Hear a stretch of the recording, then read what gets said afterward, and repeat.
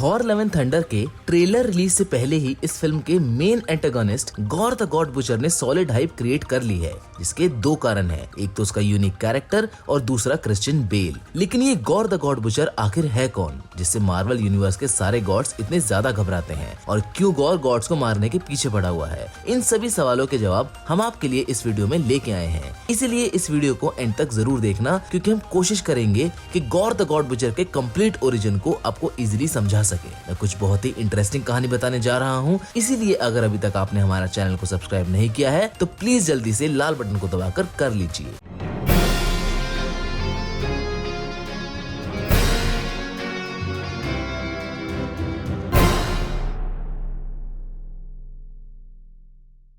तो गॉर का जन्म एक छोटे से अबैंडन्ड प्लेनेट पर हुआ था, जिसका कोई नाम नहीं था। हर दिन भूख से तड़पते गॉर को उसके पूर्वजों ने यही सिखाया था कि उन्हें गॉड्स को खुश करना होगा यहाँ इस प्लेनेट पर जिंदा रहने के लिए। लेकिन गॉड्स का ध्यान इस छोटे अबैंडन्ड प्लेनेट पर कभी गया ही नहीं। गॉर भी अपनी रेस के दूसरे लोगों की तरह ही गॉड्स की प्रार्थना में लग जाता है। गॉर के शुरुआती दिनों में ही गॉर अपने माता पिता को खो देता है, जिसका कारण खाना होता है। लेकिन फिर भी गॉर का विश्वास गॉड्स पर से कम नहीं होता है। उसे यकीन होता है कि एक न एक दिन गॉड्स उसकी प्रेयर का जवाब जरूर देंगे और फिर सब सही हो जाएगा। इसी उम्मीद के साथ गॉर बड़ा हो जाता है, जिसकी शादी एक एरा नाम की लड़की से हो जाती है। पर गॉर के बड़े होते होते उस प्लेनेट की हालत इतनी ज्यादा खराब हो जाती है कि उसकी प्रेग्नेंट वाइफ एरा भी भूख से तड़प के उसके सामने ही मारी जाती है। अब गॉर के परिवार में उसका बेटा एगर और गॉर होता है। अपने बेटे एगर और अपनी रेस के दूसरे लोगों को गॉर इस तरह मरने नहीं दे सकता था, इसलिए वो खाने की तलाश में एक ऐसे जंगल की खोज में निकल जाता है जहाँ खाने की कोई कमी नहीं थी।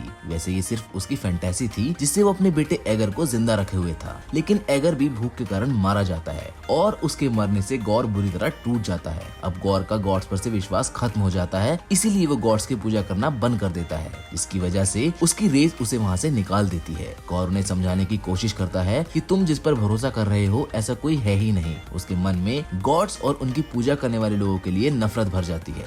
अब गॉर को लगने लगा था कि गॉड्स उसकी और उसके लोगों की मदद के लिए कभी नहीं आएंगे। वो मान चुका था कि गॉड्स इस यूनिवर्स में एग्जिस्ट नहीं करते हैं। लेकिन एक दिन अचानक एक रोशनी और एक परछाई लड़ते हुए गॉर के सामने आके गिरते हैं। गॉर ये देखकर हैरान हो जाता है। एक गोल्ड आर्मर गॉड जो एनिग्मा फोर्स को वील्ड करे हुए था, एक अजीब से अंधकार से लड़ रहा था। वो अंधकार बहुत ज्यादा पावरफुल था, जिसकी वजह से गोल्ड आर्मर गॉड बहुत ज्यादा घायल हो गया था। गोल्ड आर्मर गॉड गॉर को देखकर उससे मदद मांगता है, लेकिन गॉर का गॉड्स पर गुस्सा उसे ऐसा करने से रोक देता है। वो अंधकार की तरफ बढ़ता है जहाँ उसे नल मिलता है, जो कि एक सिम्बियोट गॉड था। नल भी इस लड़ाई में काफी वीक हो चुका था, इसलिए वो गॉर को गोल्ड आर्मर गॉड को मारने के लिए बोलता है। नल उसे अपनी तलवार नेक्रोसवॉर्ड देता है। गॉर के दिल में पहले से ही गॉड्स के प्रति काफी नफरत भर चुकी थी, जिसको नेक्रोसवॉर्ड एक पागलपन में बदल देती है। गॉर को पता ही नहीं चलता है कि कब वो नल के सिम्बियोट से बॉन्ड कर लेता है, जिसकी वजह से उसका रेज, गुस्सा और पागलपन इतना ज्यादा बढ़ जाता है कि वो गोल्ड आर्मर गॉड को मार देता है। गॉर उस गॉड को मारकर